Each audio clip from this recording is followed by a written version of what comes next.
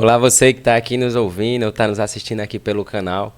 Seja muito bem-vindo e hoje a gente está trazendo uma profissional muito competente e super capacitada, uma querida colega, a psicóloga Mayara. Então a gente queria que você se apresentasse um pouquinho, Mayara, falasse um pouquinho de quem é você, né? Certo, bora lá. Eu cheguei aqui na psicologia, né? Onde eu estou, eu sou psicóloga, então eu cheguei na psicologia desde a graduação, desde o início, eu já consegui me identificar 100% sendo psicóloga. E aí, no início, eu tive vivências e experiências com a psicologia de fato, tive experiência com a psicologia adulta, e aí fui galgando para a psicologia infantil.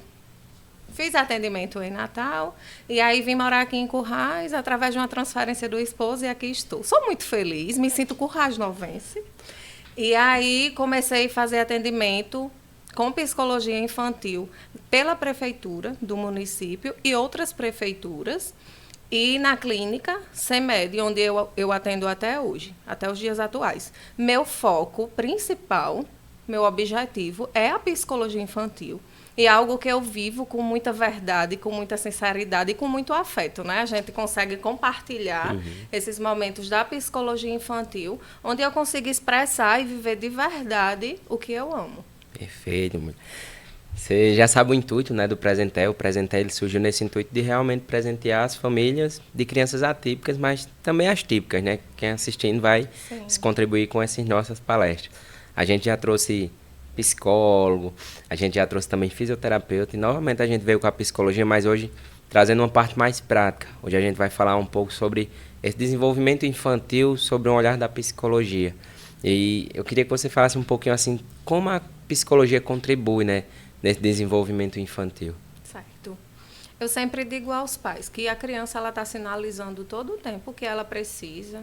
Ela está falando, seja por gestos, seja por comportamento, seja por relato de emoção. A criança ela sempre está falando com expressão, com vivência. E é sempre importante a gente validar o que ele está sentindo, o que ele está pensando. E, de fato, trazer isso para a psicologia é viver essas emoções conflituosas.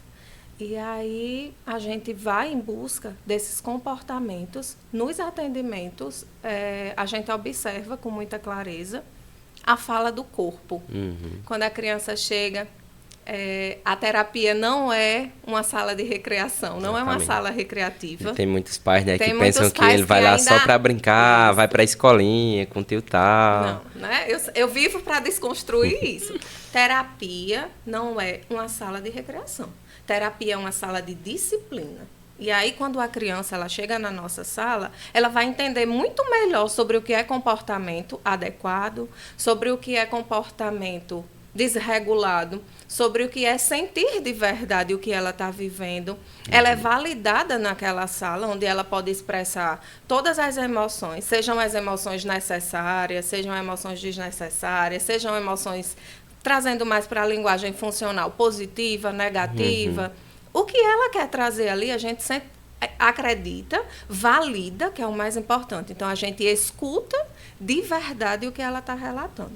E aí a gente vai trazendo para esse princípio da criança ir relatando, através de um brincar funcional, que fala muito, você sabe disso, que a criança ela fala muito através da expressão corporal dela. Então, na terapia, a gente tem esse intuito de mostrar e também trazendo para o comportamento atípico. A gente consegue, sim, identificar uma criança com alteração comportamental e aí é onde a gente vai validando o que ela está sentindo. Exatamente.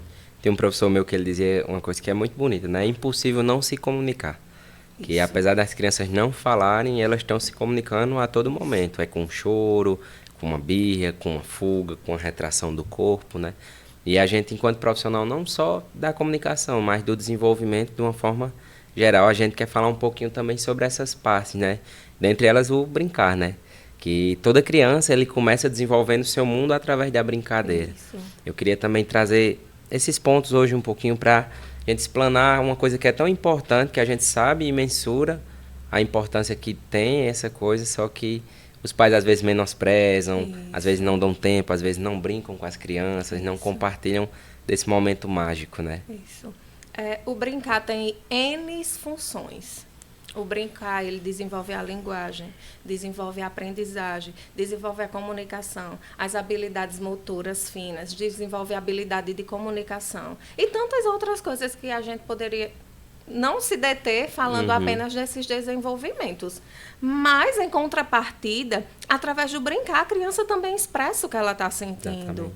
Ela consegue dizer, ai, não sei, derruba uma boneca, ai, tira ela daqui. Ai, a gente tenta... Onde você ouviu isso? De quem você ouviu isso? Ah, eu tenho muita raiva dessa boneca. De quem você ouviu isso? Por que você está sentindo isso? Então, com essa validação, através do brincar funcional, a gente consegue identificar quais os pontos de sofrimento e que precisam de ajuste daquele comportamento. É como se a criança expressasse seu mundo através dessa brincadeira, Isso né? mesmo. Às vezes ela vê um comportamento dentro de casa, ou, por exemplo, ela leva um grito da mãe, aí ela tá lá, senta a bonequinha e começa a gritar a boneca. E muitas coisas a gente, que é terapeuta, enxerga que são comportamentos que não fazem parte do desenvolvimento normal, né? Isso. Que é, por exemplo, uma criancinha que pega uma boneca para bater na boneca, ou que pega a boneca e joga a boneca, não tem zelo. E quando a gente vai investigar mais a fundo, às vezes reflete muito essa vivência que ela tem dentro de casa ou dentro da escola. Sim. E aí a gente fala também de que nossa sala terapêutica não é uma sala de recreação. Mas, em contrapartida, a criança vai lá e ela entende a função do brinquedo.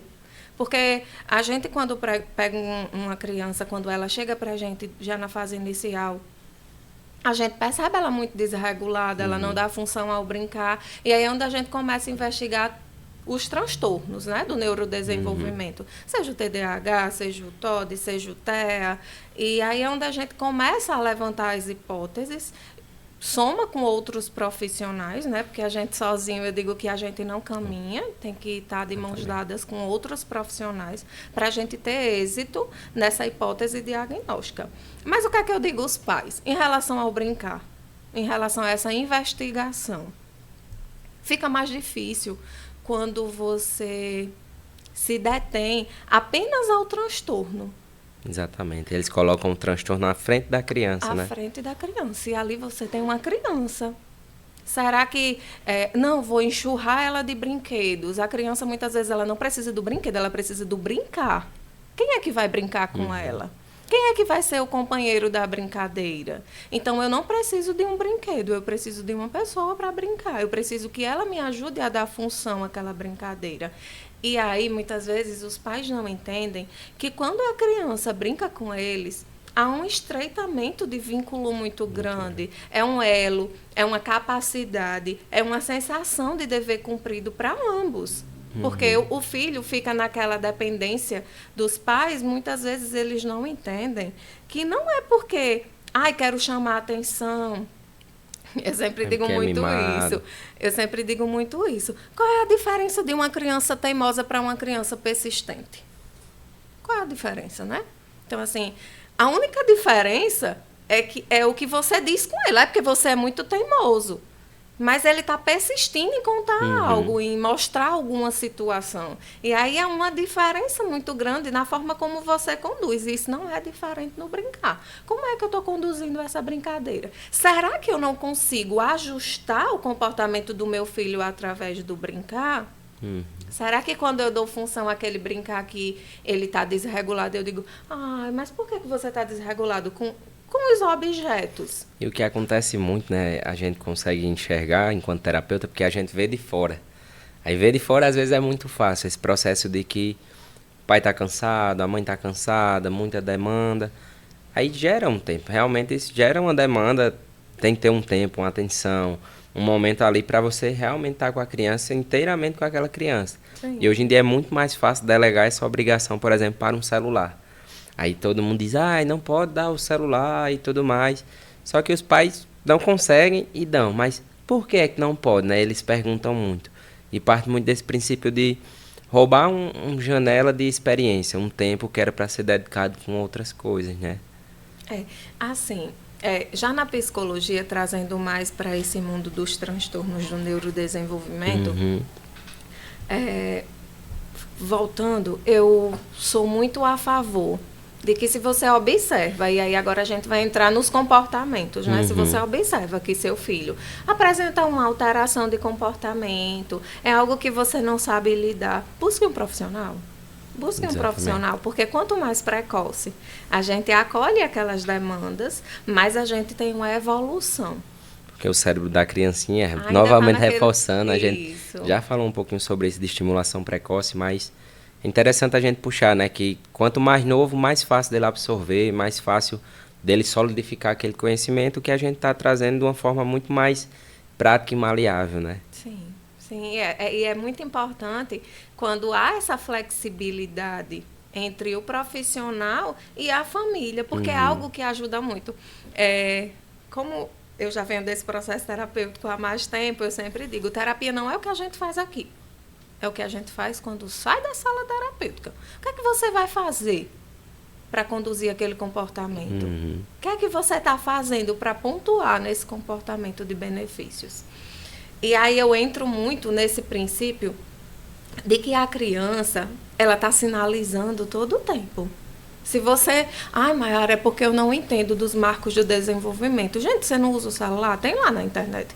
Sobre o marco do desenvolvimento. Observa seu filho. Tenta entender o que é que ele está vivendo. Tenta entender o que ele está passando. Como eu disse lá no início, ele está sempre se comunicando. Muitas vezes é a gente que não se detém para entender o que ele está falando. E hoje em dia é muito mais acessível do que antigamente, né? Isso. Essa questão de você ter acesso às informações necessárias para você nortear pelo menos um princípio ali, porque todo mundo fala, hoje em dia tudo é terra. Não é que tudo seja terra, mas muita coisa realmente é, e muita coisa foi difundida e todo mundo conhece, todo mundo vê sinais mais frequentes, que são mais característicos, mas existem muitos outros sinais que não são, dentro do brincar mesmo, né? Isso. A gente pode trazer um pouquinho esses sinais, até para fazer um remake ali, trazer dessa pegada que a gente já falou um pouco sobre sinais, mas falou sobre sinais gerais, não os sinais direcionados dentro de uma brincadeira. Isso. Dentro da brincadeira, eu sempre digo que a criança ela traz uma funcionalidade. E aí, se você observa que a criança não traz essa função do brincar, se é uma criança que tem um brincar isolado, se é uma criança que brinca de forma estereotipada, enfileirando, empilhando, se é uma criança que tem um hiperfoco em um objeto específico, um exemplo, chega na sala terapêutica, ela só quer brincar com bola. Em casa, ela só quer brincar com bola. E aí caracteriza uma rigidez, porque quando a gente tenta introduzir outro objeto no brincar dela, ela se desorganiza. Então, isso é uma rigidez cognitiva. E aí é onde vai apresentando os primeiros sinais. Mas aí tem outras coisas. Não apenas isso, mas aí tem a ponta do pé, tem a rigidez em relação às narrativas de sim ou não. Movimentos estereotipados, Isso. de sempre querer aquela criancinha que não consegue ficar parada, fica se balançando na cadeira. De estar sempre indo nos mesmos lugares, fazer as mesmas coisas. E aí, quando você direciona o caminho estratégico por outro lugar, a criança se desregula. Isso também é uma rigidez. O que seria desregular, Mayara? Eu sei que a gente já tem um contato com o termo, mas é um termo novo para muitas pessoas, né? Desregular é quando a criança apresenta uma alteração, seja ela motora, ou seja ela física, ou seja ela da fala verbal, né? Ou em gritos, ou ela vai se desorganizar, bater na outra pessoa, ou deitar. É uma criança que vai ser mais rígida, sem querer aceitar aquilo, mas não porque ela quer. É porque o cérebro rígido é como se ele não aceitasse, não entendesse. E aí que as coisas podem ser diferentes. Pode ser né? diferente. Ele criou, se programou e ele vive aquilo muito antes de acontecer, porque está programado. E aí você chegar e modificar aquilo é um ato muito invasivo para ele. Aí é onde há o descontrole, a desregulação emocional. Lá no filme Divertidamente, né? Eu sou a favor demais. A maior defensora do filme Divertidamente. Do filme Divertidamente. Lá, agora tem o 2, né? E aí vieram as novas emoções. Eu ontem estava lendo um trecho de uma pautazinha do filme. E aí eu me perguntei, por que é que se no filme tem 9 emoções, 8 são emoções desagradáveis e uma é emoção agradável. Você tem noção de como isso nos faz refletir? Como nós estamos muito mais ambientados com as emoções desagradáveis? Porque é o padrão que é ensinado a gente, né? Você não ter contato com suas emoções, quando tem de uma forma negativa, e ao ponto de você nem querer sentir elas realmente. Mas se você for parar para ver a raiva ela é o maior fator de autovalidação. Você fica com raiva quando o quê? Quando alguém lhe desrespeita, Isso. quando alguém lhe coloca em condições que você não gostaria de estar. Sim. É um fator de sobrevivência, mas a gente não enxerga assim. A gente enxerga como um sentimento negativo que a gente não deve irritada, ter. uma criança Mal criada, isso, uma criança que não tem limites. E ela é uma criança que está sentindo, Exatamente. né? Ela está apenas que está sentindo. aprendendo a sentir e a lidar com suas emoções. Isso. Eu costumo dizer muito até mesmo com meus irmãos, minha família, quando eles não têm paciência com seus filhos, com suas crianças, eu disse, olha, eles ainda estão aprendendo a lidar com as emoções da gente. A gente é adulto, a gente era para saber. É muito mais fácil eu me acalmar, porque ele está com raiva e eu conseguir orientar para que ele não fique com raiva ou chateado, ou que a gente supere isso, do que eu ficar com raiva por ele também. E muitas vezes a raiva do adulto não é a demanda da criança. Exatamente. Não foi a criança que causou. O adulto ele está encharcado de tantas outras obrigações e situações e demandas que acaba respingando na criança, mas não foi ela que causou. Exatamente. Não foi ela que causou. Os né? adultos só querem um terceiro ali para sair de laranja e receberem a culpa, mesmo. né? Mas é tão importante quando a gente pega esse feedback e tenta entender e tenta conscientizar que ser pai e ser mãe na vida real é difícil. Demanda muito de você. E o que demanda mais e prejudica ainda mais essa relação é como você está se cobrando, como você está vivendo aquela maternidade. Tínhamos falado hoje de manhã sobre disciplina positiva. Quem está nos ouvindo, leia um pouco mais sobre disciplina positiva, estude um pouco mais sobre disciplina positiva, para que você lembre que a criança que você foi no passado ainda habita em você. Exatamente. Então, como é que você está criando sua criança? Dizem que a infância é um chão que você pisa pela vida toda. Né? Essa frase é clichê para mim. Eu valido muito ela. A infância eu vou pisar a vida toda. É o meu solo firme. Exatamente. De toda uma vida. É onde você está construindo toda a sua base, todas as suas experiências. Elas estão sendo moldadas onde seus pais plantaram ali, cavaram aquela planta baixa de você subir o prédio, né? Isso mesmo. Tanto é que crianças, às vezes, que tiveram pais mais tóxicos ou pais mais abusivos em todos os cenários, físico, emocional, tem muitos problemas de relacionamento, problemas emocionais, depois de grande, né? Depois de adultos ao longo da vida, né? Esses dias eu escutei uma frase que dizia assim, a maioria das minhas frustrações foi da criança que eu não cuidei bem. E hoje eu sou uma adulta que estou cuidando da minha criança. Bonito. Né? Então, assim, o que é que eu estou fazendo com o meu filho? O que é que eu estou fazendo com minha criança? Aí a gente está falando de crianças típicas ou atípicas. Como eu estou estimulando a minha criança atípica? E aí entra um monte de coisas, entra um monte de questões, de questionamentos. Para uma mãe atípica, ela leva a vida onde o maior sonho dela é que o filho seja funcional. Tem uma cobrança lá desde a descoberta.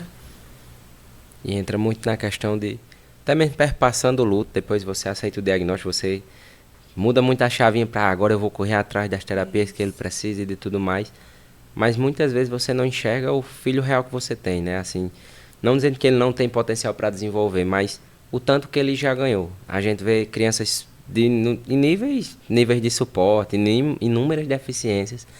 E de todas elas a gente às vezes fica, meu Deus, esse pai tá querendo isso aqui, sabe? Se prendendo a um detalhe pequeno, mas não vê o tanto que o filho já evoluiu, o tanto que já conquistou, né? Isso dentro mesmo, daquela criança que ele possui em casa. E é tão importante fazer um feedback dessa questão do tanto que o filho desenvolve e muitas vezes não é percebido. E eles ficam chateados, eles ficam magoados, trazendo lá para as emoções. É uma emoção desagradável de sentir, porque muitas vezes eles trazem, mas eu consegui, eu consegui. Então, assim, eu consegui, mas é como se ele quisesse extrair mais dentro daquilo que para mim era impossível. A percepção da criança, E né? dentro até mesmo do entendimento da criança. Eu acho um mundo muito singular, muito único. Porque a gente nunca sabe o jeito que eles vão internalizar aquelas coisas. Eu fui pai recente agora e eu tenho um sobrinho que é como um filho para mim e me ama de paixão e só quer saber de mim.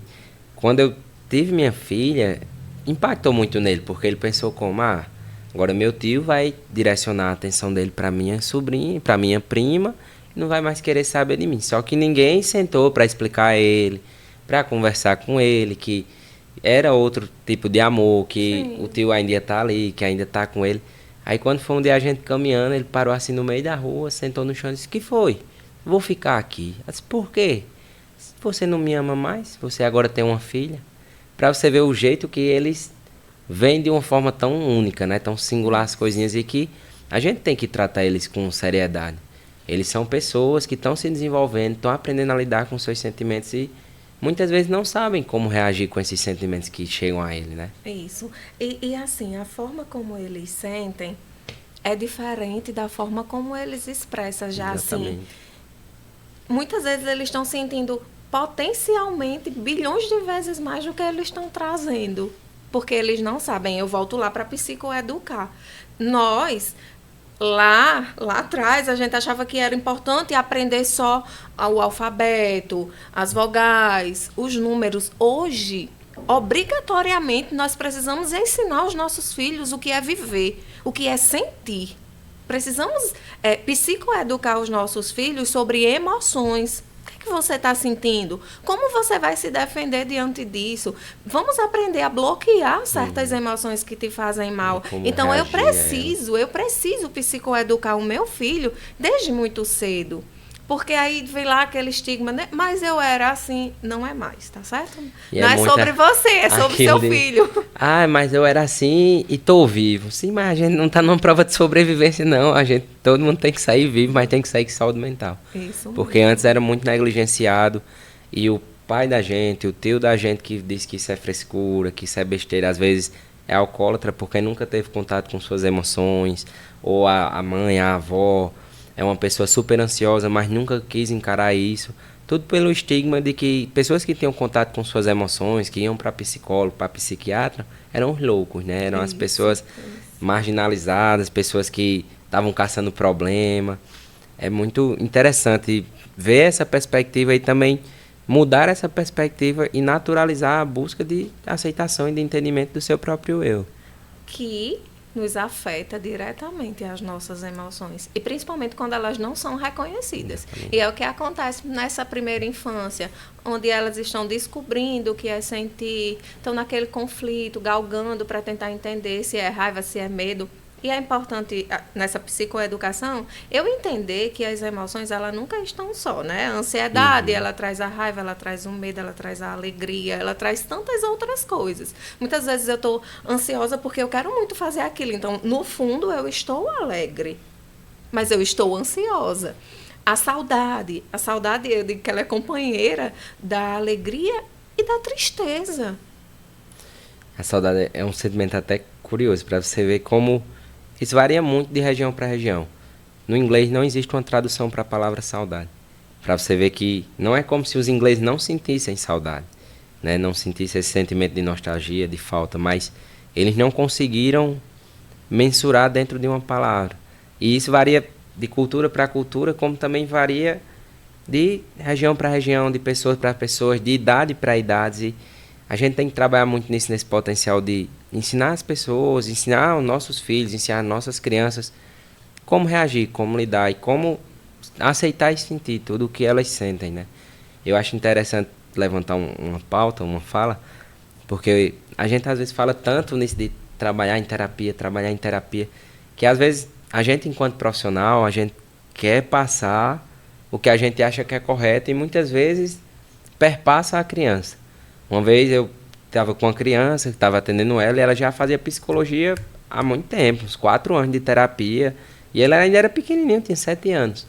Aí eu fui falar com ele, disse, o terapeuta dele fez, fala com o Fábio. Ele olhou assim para mim e fez, olha, Fábio, eu estou chateado. Quando eu estou chateado, eu gosto de ficar sozinho. Por isso eu não quero falar com você. Tudo bem, respeitei, mas fiquei pensando nisso. Caraca, quanto tempo de terapia essa criança não teve que fazer para ter a maturidade de reconhecer como ele estava, reconhecer o que ele faz e conseguir expressar isso de uma forma adequada para mim. Tem adulto que até hoje não consegue dizer. E a falta do não para o adulto leva a um sim devido. É um sim indevido. Eu não queria dar aquele sim, mas eu preciso dar um sim, porque eu não sei como dar um não. Ainda é lá da infância. Não aprendeu a impor limites. Isso mesmo. E aí é onde eu digo, gente, vamos psicoeducar desde quando começa a falar, desde quando começa a conhecer as letras, desde quando começa a reconhecer imagens. Vamos explicar que ela sente. Olha, a ansiedade causa isso, o medo causa isso. É ensinar mesmo. Como reconhecer através de personagem, uma mímicazinha facial. Como viver para não haver aquela confusão que sempre há, né? Eu estou desregulada e eu não sei o que fazer. Então, muitas vezes eu vou bater, ser heteroagressor, vou bater, vou me bater, vou sair correndo, vou gritar, vou morder. Porque ele não está sabendo o que está sentindo. Há uma desconfiguração, na verdade. Trazendo um pouco assim para o mundo do autismo, né? Que todo mundo diz, o autismo é insensível. O autismo não tem empatia. E eu queria quebrar um pouco também esse estigma, né? Porque a gente conhece que é como se a criança que gosta de você, ela não só gosta, ela lhe ama, numa intensidade de às vezes gostar mais da pessoa do que do próprio pai, da própria mãe, porque para eles as emoções são muito mais intensas, esses processos. Por eles serem muito literal e terem esse déficit na percepção social, nessa questão do entendimento de regras e tudo mais, se ele lhe ama de paixão. Tudo é muito potencializado. Se ele lhe odeia, eu vou lhe pegar, bichinho. Assim, eu queria falar um pouquinho sobre isso também, assim, de um ponto de vista de alguém que tem muito mais domínio sobre o assunto. Certo. Uma criança com autismo, uma criança atípica, ela é uma criança que sente. Exatamente.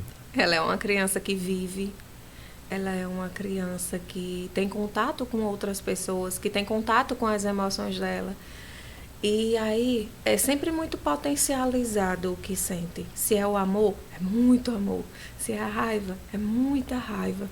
Então, quando a gente trabalha nesse processo terapêutico, a gente trabalha nesse processo de vivência para ter um equilíbrio. Tentar dar uma equilibrada no que ele está sentindo. Mas isso só acontece a partir do momento que a gente psicoeduca ele dentro da terapia, para ele entender ele mesmo. Que não precisa se chatear tanto. Que não precisa viver tudo com tanta intensidade. Um jogo que ele pode voltar e que o jogo continua. Às vezes consegue e às vezes não consegue. Muitas vezes as pessoas chegam para mim e dizem assim, Maiara, meu filho está desregulado, o que eu faço? Eu digo, eu não sei. Eu não sei o que você faz. Olha assim para mim como se eu fosse uma profissional e eu precisasse dar resposta para tudo. Você está me trazendo a ponta do iceberg. Meu filho está desregulado. O que foi que aconteceu? Veja, como iceberg mesmo. Lá embaixo tem tantos outros fatores para poder chegar à desorganização. Às vezes não é nem uma parte emocional, às vezes pode ser uma parte já do desenvolvimento sensorial. Pode ser que a criança esteja com acesso excessivo de tela.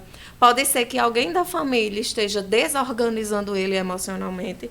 Pode ser que ele esteja se projetando em um ambiente onde não está dando certo. Então, assim, tem tantas outras figuras para chegar na ponta do iceberg, que é a desorganização. Então, quando os pais chegam com essa fala, Maiara, está desorganizado, o que eu faço? Não sei. Vamos buscar entender, vamos buscar ver o que é que essa criança está sentindo, porque ela está sentindo. Não é porque ela é uma criança atípica que ela não está sentindo. Muitas das vezes, nem mesmo os pais param para ver e perceber, porque eu pergunto às vezes, mas o que foi que aconteceu, que chateou ele? Se eu não sei, ele fica assim. Mas todo comportamento é uma reação a alguma coisa que aconteceu, né? E às vezes, por o pai viver tanto no automático, só vê o problema, mas não vê os causadores, que muitas vezes podem ser eles, podem ser um familiar, podem ser uma situação específica que passa despercebido. Eu acredito que com você também acontece muito isso, de os pais acharem que a gente, enquanto terapeuta, resolve todos os problemas, é um milagre, não tenho. que vai saber tudo e vai resolver tudo, e acabam transferindo essa responsabilidade para a gente, como se você toma aqui minha criança, resolva a Me minha entregue ele vida, bem, me me entregue do entregue ele jeito que eu organizado. quero. Não é Isso. nem bem, é do jeito que eu quero. Porque eu não quero que ele faça isso, eu não quero que ele faça isso, nem isso. Só que a gente tem que trabalhar muito com o alinhamento de expectativas e também entender até onde a gente chega. E entender também o que é que esse pai está projetando para essa criança. Exatamente. Que pode ser que para ela não faça sentido nenhum.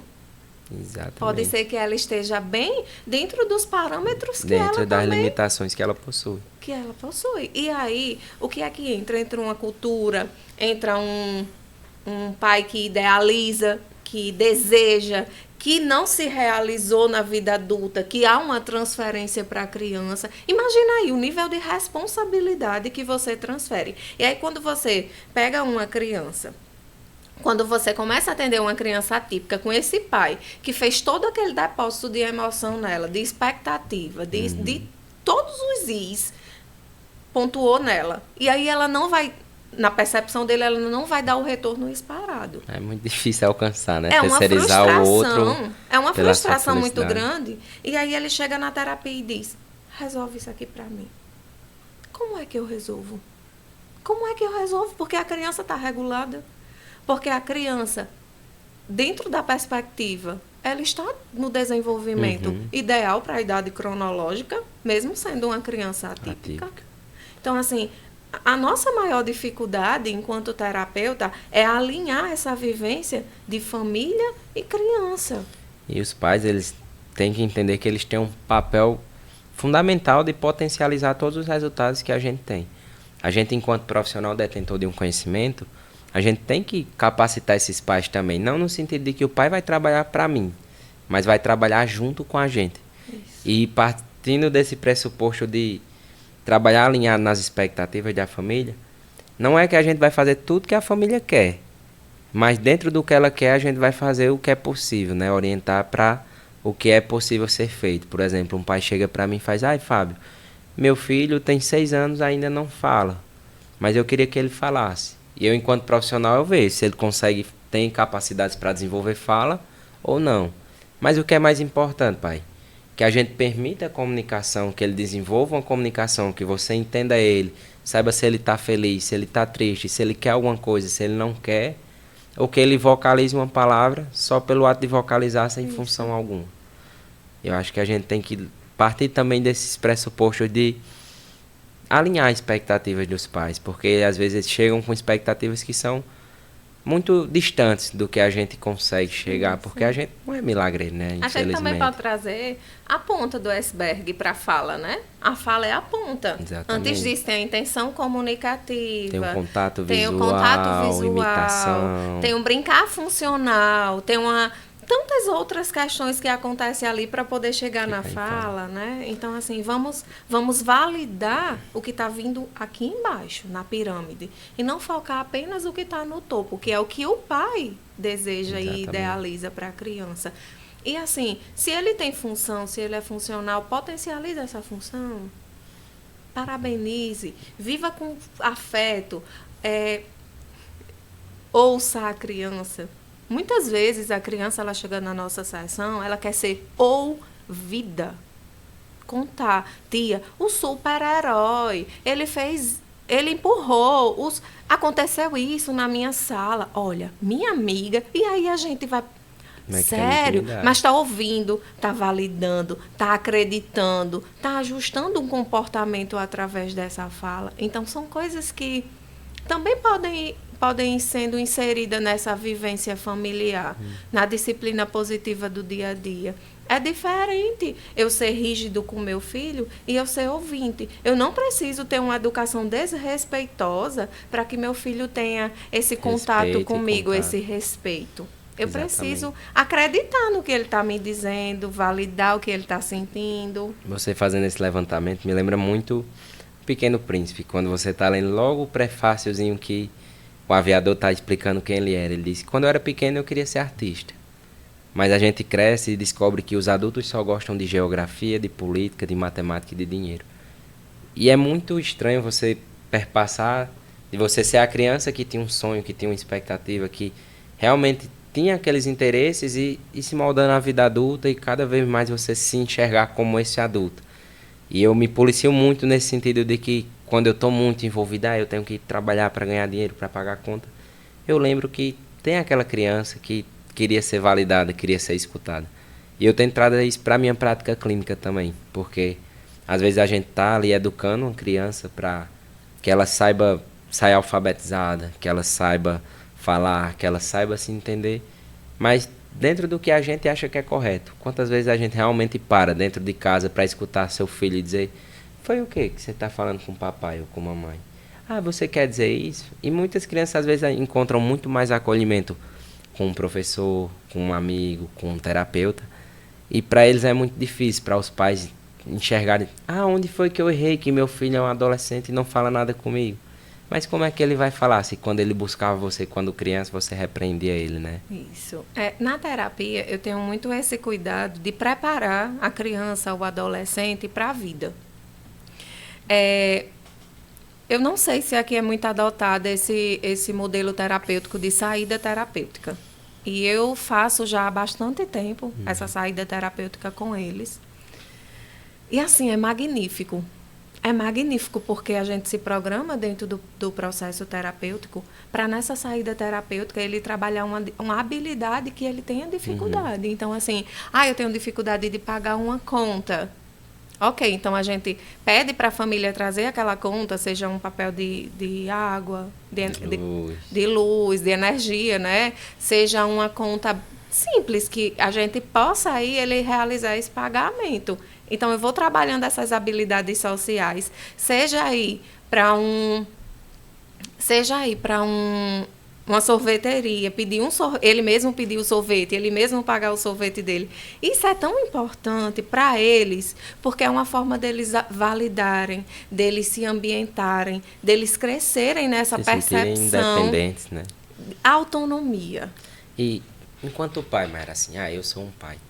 Como é que eu posso ajudar o meu filho nesse processo, para psicoeducar ele? Para ajudar ele a se sentir, enxergar sua emoção, reagir, expressar para comigo. Sim. Você vai em busca do companheirismo. Eu vou em busca de me aproximar. Eu vou em busca de validar, de ser leal àquelas emoções. De sentar, de tentar entender. E aí, quando fugir do meu controle, eu vou buscar uma terapia. Mas tem muita coisa que pode ser feito em casa com os pais, todos os dias. Não é aquela história, foi o quê na escola? Tudo normal. É o que eles vão responder. Parabéns, é adolescente, é criança. Eu só quero responder isso. Muitas vezes eles se limitam a falar apenas isso. Mas aí eu posso dizer: eu soube que lá na sua escola tem tal disciplina. O que é que você fez nessa disciplina? E o lanche, como foi hoje? O que é que você lanchou? Então, entrar nessa vibe de trazer mais leveza no diálogo é onde você consegue essa aproximação e você consegue validar a partir da aproximação o que ele está sentindo. Porque há uma confiança. Trazendo lá para as crianças atípicas, esses dias eu recebi uma criança e ela tinha perdido um animalzinho de estimação. E aí a mãe da criança disse assim para mim: olha, eu achei meu filho tão empático, ele não chorou, ele não demonstrou, foi como se não tivesse perdido nada, e isso me preocupou. Então, ela esperava que ele tivesse chorado, que ele tivesse dito o que estava sentindo. E aí, mas o que ele sentiu não permitia que ele falasse. E aí, na terapia, a gente foi validando e ele disse: a minha dor é tão grande que eu não consegui dizer em palavras. Que forte, né? Até uma maturidade nesse nível. Então, assim, muitas vezes a gente espera que a cultura, que a criança chegue, chore, diga o que está sentindo. E acha que se não disser, não existe. Não existe, não tem essa transferência, não tem essa compreensão. Mas tem a compreensão e ele se comunica da forma dele. Basta eu validar o que ele está trazendo. E saber ouvir. Eu acredito muito que é como se você fosse aprender uma nova língua. E para você aprender uma nova língua, você tem que ter um processo de imersão. Você tem que sentar, estudar, dedicar tempo, atenção. E do mesmo jeito é a sua criança. Você tem que pensar que ela é um idioma novo e que você tem que se interessar por ela, realmente, você tem que se debruçar sobre ela, gastar tempo, gastar atenção, energia, e com o tempo você vai tendo uma troca. Eu acho muito bonito um casal que eu atendia, o filho deles, que ela não era verbal, mas eles entendiam que quando ela estava dizendo sim, ela dava um beijo na bochecha do pai. O pai dizia, você quer fazer isso? Aí ela puxava ele, e quando ela beijava é porque ele queria. É comunicação, é um jeito de falar, de se comunicar. E mais bonito ainda foi o jeito de o pai entender, né? Ele estava tão presente com essa criança que ele realmente parou e... Foi sensível, né? Exatamente, ele foi sensível a essa questão dele, ele foi fluente no idioma que ela fala. E eu acho bonito a gente dizer aos pais para isso, para que comecem a se interessar pelos seus filhos realmente. Não é preciso grandes coisas, não é preciso parar a vida, não é preciso parar todo o seu dia para isso. Mas todo dia tire um pouquinho de tempo de qualidade. Não precisa ser 3 horas num filme. Mas se você tirar realmente 20 minutinhos só você e seu filho vai agradecer demais, espontâneo assim, gigantescamente. E criança gosta de ser ouvida de verdade. Porque o que é que acontece? Muitas vezes os pais estão aqui olhando, né? Contando. Foi, tá certo. Mãe, tá, depois você me conta. Você imagina que cada vez que você vai, enche um pouquinho daquela emoção, você vai inflando ele, só que dentro dele, de emoções desagradáveis. Lembra lá no filme que são 9 emoções, uma agradável. Exatamente. E ele vai só se podando e achando que não pode falar com o pai, né? E se reprimindo dentro dessa perspectiva emocional. Emoção é vida, é para sempre. Eu não tenho como deixar de sentir, é uma inerência. Eu não tenho como deixar de sentir raiva, eu não tenho como deixar de sentir medo, eu não tenho como deixar de sentir tristeza, vergonha. Todas as emoções, elas são base da nossa vida. Mas aí eu tenho que observar a forma que eu estou vivendo cada emoção, a forma como eu aprendi sobre cada emoção. Mais uma vez, por isso a importância da gente educar nossos filhos psicoemocionalmente.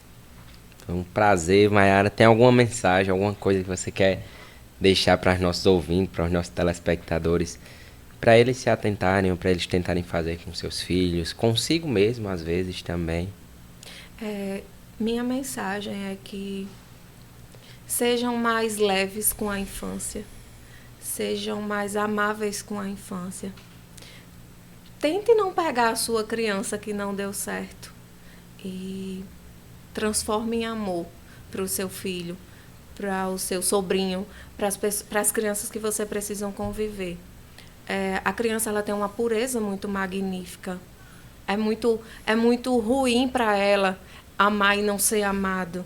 É muito ruim para a criança não viver o que é para ser vivido na infância. Ter uma infância podada por uma frustração que um pai carrega. Adulto. Então, assim, você que é adulto, entenda aquela criança. Ela está vivendo a forma como ela está sendo educada. Exatamente. É muito daquilo. A gente não é o que a gente quer ser, a gente é o que a gente consegue ser, né? E a criança vai conseguir ser o que ela puder ser, se a gente der o que ela precisa para poder ser. E ame mais. Não tem outra frase assim que eu pudesse dizer que... Ame mais a criança, entenda mais, compreenda mais. Seja mais amor, seja mais empático. Mais parceiro, mais presente. Mais resiliente. Mais paciente, seja mais. Seja mais. É isso, eu agradeço pelo convite. Vamos estar aqui mais vezes falando sobre essa vivência, sobre emoção. Vamos validar. Eu sei que para os pais não é um processo fácil. Para quem cuida não é fácil. Porque quem cuida também precisa de cuidado. Então, vamos dar essa observada. Se você não está no seu limite, se não está transferindo de uma forma negativa para a criança. E se cuidem, né? Além de se cuidar, saibam pedir ajuda, aceitem ajuda, peçam quando necessário. E se vocês têm rede de apoio, se vocês têm acesso a profissionais, consigam falar com eles, solicitar a ajuda deles. Sejam sinceros e abertos, do mesmo jeito que você quer que seu filho sinta, se permita sentir, se permita acolher essas emoções para a gente poder lidar com elas. Então a gente queria agradecer, Maiara, mais uma vez, é sempre um prazer conversar com você, seja num podcast, seja num café, seja numa sala de terapia. É sempre muito profundo, muito terapêutico e muito empático. Então, muito obrigado mais uma vez, Maia. Eu que agradeço e fiquem todos bem. Um abraço para todo mundo.